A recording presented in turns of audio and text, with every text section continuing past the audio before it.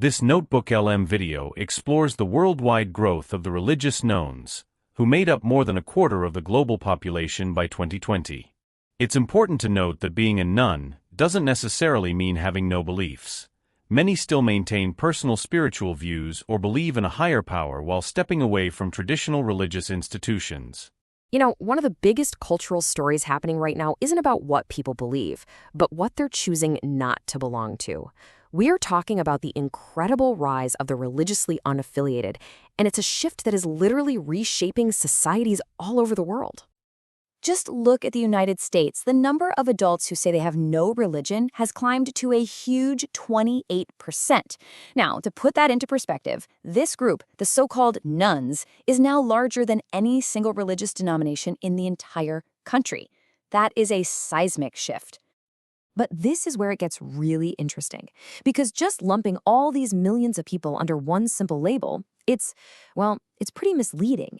The term nun hides a massive amount of diversity in what people actually believe and where they come from. So let's peel back that label and ask, who are they really? All right, so here's what we're going to cover. We're going to define who the nones actually are. Then we'll see how this is a truly global trend. We'll also hear some of the personal stories behind these statistics. And we're going to challenge that big idea that none automatically means no belief. And finally, we'll take a look at what this all might mean for the future of faith itself. Okay, so first things first, where did this term nuns even come from? It's not like it's a new movement people are joining. It's actually a label that comes from the way we collect data. So imagine you're filling out a survey about religion. You get a list of options, right? Catholic, Protestant, Jewish, Muslim, and so on. Well, the nones are just the people who get to the end of that list and check the box that says none or nothing in particular. So it's a category that was basically born from a questionnaire, not some kind of cohesive group identity. And even within that big category, you find at least 3 pretty distinct subgroups. You've got atheists, who are clear that they don't believe in God. You have agnostics, who basically say we can't really know for sure. And then you have the biggest group by a long shot, the people who call themselves nothing in particular. These are folks who just don't feel a connection to organized religion, but they might still be very spiritual. And this right here, this chart really blows up the stereotype that all nuns are atheists. A massive 63%, almost 2/3, fall into that more ambiguous nothing in particular bucket. Only about 17% actually identify as atheist. It just goes to show you, we are dealing with a whole spectrum of belief, not some monolith of disbelief. And listen, this isn't just an American story. Not at all. The rise of the unaffiliated is happening on a global scale. But, and this is a big but, it looks very different depending on where in the world you are. Just look at this timeline. Global surveys show a pretty dramatic transformation. Back in 1981, about 11% of the world's population was religiously unaffiliated. By 2020, in less than 40 years, that number had more than doubled to almost 26%. That's wild. But that brings up a really crucial question.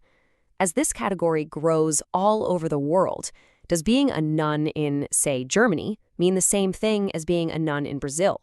The answer is a definite no. Not even close. And this comparison just drives that point home perfectly. In Europe, which is a very secular region, only about 30% of the unaffiliated say they believe in God or a higher power. But then you look at Latin America, an incredible 86% of the nones there still believe. So clearly, leaving a church in one culture is a totally different thing than leaving it in another. Okay, so the data tells us what's happening, but it doesn't always tell us why. To really get that, we have to look past the charts and the numbers and into the personal experiences that lead people to step away from organized religion in the first place. And the reasons, well, they're as diverse as the people themselves. For some, it's a very intellectual journey, a growing skepticism about certain teachings or doctrines. For others, it's way more personal, maybe a really painful experience with a religious community, or just a general dislike of the politics and what they see as the hypocrisy of these big religious institutions. Just listen to this quote from Marjorie, a 75-year-old woman who left her church. She says, "The farther away I get, the freer I feel." Wow, that just perfectly captures this feeling of liberation that so many people share after leaving a religious structure that they found more confining than it was comforting. And then you hear from young people like Zach here. He's not rejecting the idea of a creator at all. What he's rejecting is the idea that any single institution has a monopoly on the truth. And that's a really common theme you see. It's not a rejection of faith, but a rejection of these exclusive claims to it. And this brings us to what might be the single most important misunderstanding about the nuns. This assumption that just because they don't belong to a religion, they must not believe in anything. I mean, just look at these numbers. 60% of U.S. nones, 61% of young nones, and that massive 86% in Latin America, they all still believe in a higher power. They've left the institution, but they haven't necessarily left the belief behind. So if you take away just one single thing from all of this, let it be this. Unaffiliated is not the same as unbelieving. It's a really important distinction. The label is about your affiliation, not a total lack of faith.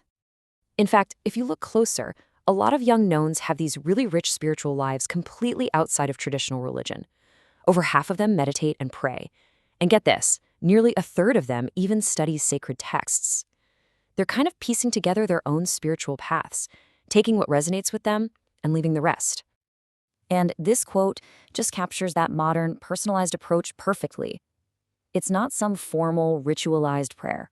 It's a direct, almost casual conversation with a higher power that's defined entirely on personal terms. It's belief, but it's been unbundled from tradition. So after all that, what does this actually mean for the future? If people are leaving the institutions but keeping their faith, what does that tell us about where all this is headed? Well, what we're witnessing isn't necessarily the death of religion, but maybe it's transformation. Faith is becoming less of a prepackaged deal that you get from one single institution and much more of a personal, customized spiritual journey. People are, in a way, becoming their own spiritual authorities. And that deep, fundamental human need for community and connection, that hasn't gone anywhere. Of course not. It's just being met in new and different places. People are finding that sense of belonging in secular communities built around shared experiences and values. Everything from recovery groups in church basements to homeschooling circles in their own neighborhoods. And all this leaves us with a really fascinating final question. Are we watching the slow decline and maybe the end of religion as we've known it? Or are we right in the middle of its next great evolution? A massive shift away from institutional belief and towards a more personal, decentralized kind of human spirituality. The answer to that is going to define our cultural landscape for generations to come.